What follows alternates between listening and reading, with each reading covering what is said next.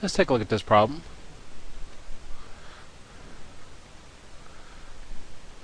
We got f of x is equal to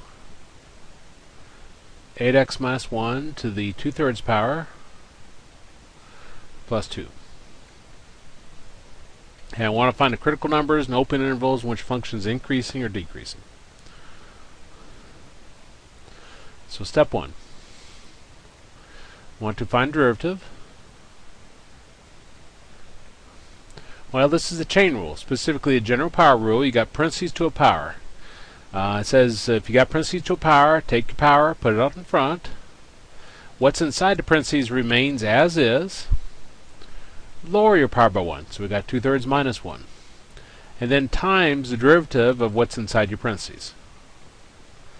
Now the plus 2 goes to 0.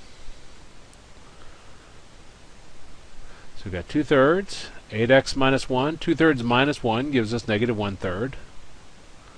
Derivative of 8x minus 1 is 8. Now we want to put this into a single fraction, get rid of negative exponents. Now the 2's up on top already, and we'll put the 8 with it.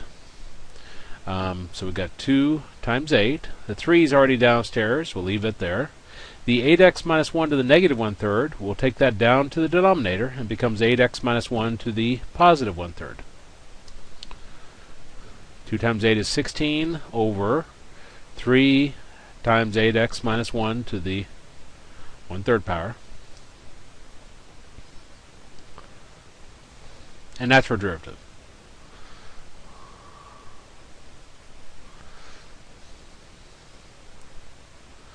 Let's try it again. Okay. Oops. This is our derivative. Now when we plug this into the calculator, a little tricky to plug in again. If you have a more than a single number or single variable on top or bottom, numerator or denominator, you want to put parentheses around that part. So when we plug this in, we want to put parentheses around the bottom part. We don't need to worry about 16 because that's a single number. Now if you have more than a single variable or single number or a single variable in your exponent, you want parentheses around it. So it's 1/3 power. I want to put parentheses around it. Now that's how we're going to plug that in. Let's go ahead and do that while we're got that set up.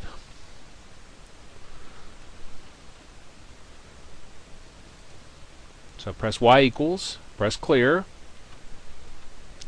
Got 16 divided by beginning parentheses, that's this one right here, then 3, and then another beginning parentheses, that's this one here, then 8x minus 1, closing parentheses, that's this closing parentheses right here. Now we need the exponent. So do caret, and we want the beginning parentheses, the one before the 1/3, and then 1 divided by 3. Now you can put the closing ones on at the end, but TA3, TA4 doesn't need them at all. Now let's go to our table setup. So I'll go to my second window, and you don't have to keep doing this for every problem. I'm doing it in case you haven't already got it set up. You see where it says independent? We want that to say ask. So if yours says ask, you're done. Go ahead and do a second mode to exit out. It'll stay that way from now on, so you don't have to keep doing your table setup. I'm going to down arrow to that line. To change it to ask, you just down arrow that line, right arrow, put your flashing cursor on ask, and press enter one time.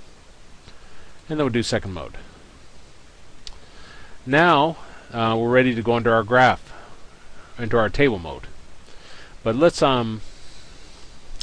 find our critical values and our test statistic or our test cases. Sorry, and I'm trying to watch a silly show while I'm doing this, and I shouldn't be doing it. So we got a fraction. So I'm going to set the 16 equal to 0, and I'll set the bottom part equal to 0, and I will not look at the TV anymore. Okay, now you can never need to set a number equal to 0, so that's going to go away. Over here, whenever you have a parentheses to a power with a number out in front, you can always just take what's inside your parentheses and set it equal to 0. And then we want to solve that. So we take negative 1 over, becomes a positive 1. Divide both sides by 8, and you get x is equal to 1/8. Okay. Build our table of intervals. Got x is equal to 1/8 there. Over here is negative infinity. Over here is positive infinity. We want to choose test cases. When I say test cases, we want to choose something between negative infinity and 1/8. Doesn't matter what. X equals 0 would work. X equals -1. X equals 2.